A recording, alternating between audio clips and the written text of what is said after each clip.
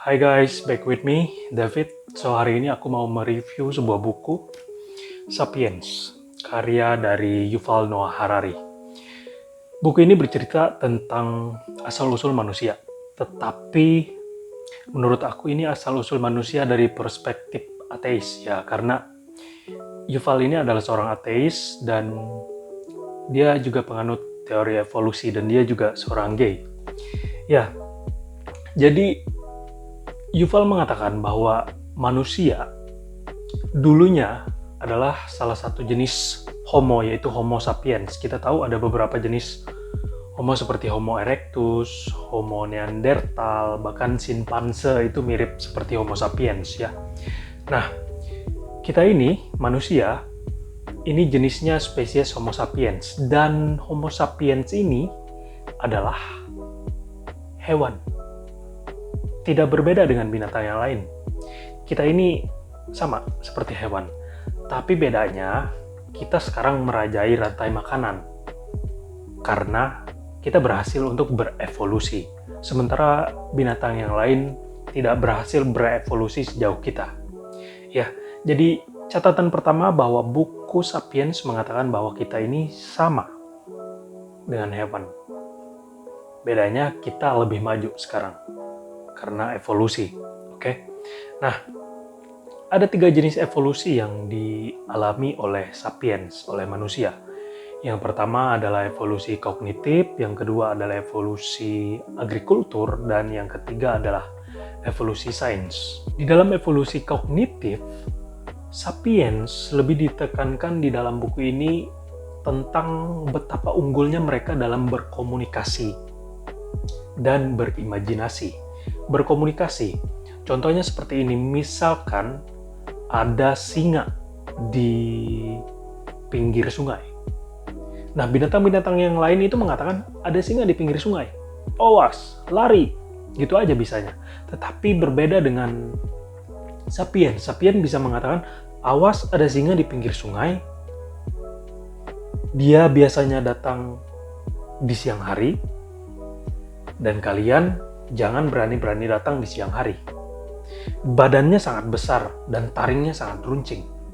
Bahkan sapiens tidak hanya memberikan informasi yang lebih presisi dan lebih lengkap, juga bisa menyarankan kepada sapien yang lain bahwa mengatakan singa ini kan datang di siang hari. Nah, kalian bisa datang pada pagi hari atau sore hari aja kalau mau ke sungai, supaya kalian nggak dimakan sama si singa. Nah, karena bahasa yang begitu presisi dibandingkan binatang-binatang yang lain, maka sapiens perlahan-lahan menjadi lebih maju daripada yang lain. Sehingga aktivitas mereka pun menjadi lebih baik, menjadi lebih presisi daripada yang lain. Kemudian, sapiens di bidang kognitif juga hebat dan pintar dan mampu untuk berimajinasi. Dibandingkan dengan binatang yang lain, sapiens satu-satunya binatang yang bisa berimajinasi sehingga bisa membuat sebuah mitos dan fiksi. Dan Yuval mengatakan beberapa contoh fiksi dan mitos itu adalah seperti uang, kemudian perusahaan, hak asasi manusia, kemudian agama, dan Tuhan. Ya, Tuhan pun Yuval katakan adalah sebuah mitos dan fiksi. Tetapi karena sapiens ini sungguh hebat dalam berimajinasi dan menciptakan sebuah fiksi. Oleh sebab itu, sapiens lebih cepat untuk maju dan lebih cepat untuk bisa bersatu karena imajinasi ini. Dibandingkan dengan binatang-binatang yang lain, mereka bisa bersatu tetapi di dalam kelompok yang kecil. Namun sapiens dengan fiksi dan mitos yang mereka percayai, mereka bisa bersatu dalam jumlah ribuan, bahkan sampai jutaan. Kita bisa melihat ya, di dalam sebuah stadion, kita nonton bola. Kita begitu bisa duduk dengan rapi dan menonton sampai habis. Ya kadang-kadang bisa adalah tawuran, tapi kan secara umum kita bisa duduk dengan rapi dan menonton sampai pertandingan selesai.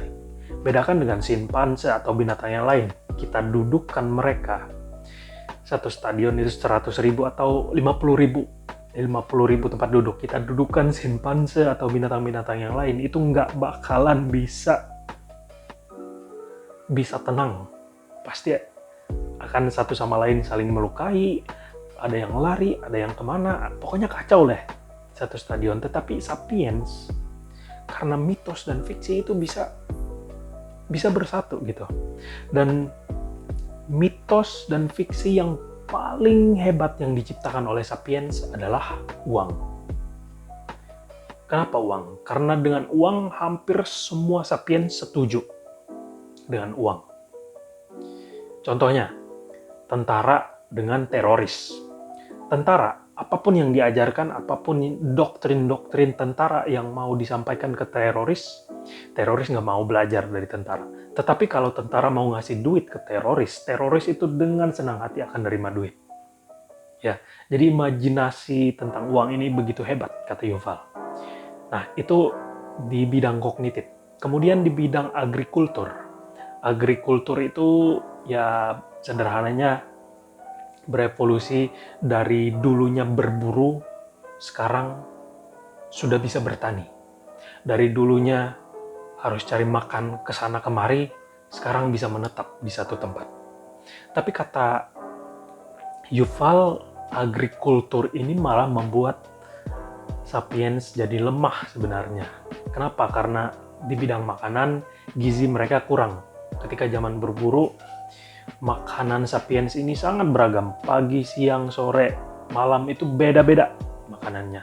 Tapi kalau di zaman pertanian, Sapiens makannya monoton. Tidak terlalu banyak perbedaan. Jadi gizinya kurang katanya. Kemudian fisik dari Sapiens ini juga agak berkurang. Karena awalnya di masa berburu, mereka harus masuk ke dalam hutan rimba, kemudian menghadapi banyak binatang buas, kemudian memanjat pohon untuk cari makan. Tetapi sekarang karena hanya mengurus kebun, mengurus tanaman, ya jadi tidak terlalu menguras fisik ketika zaman berburu. Sehingga fisik Sapien ini pun melemah.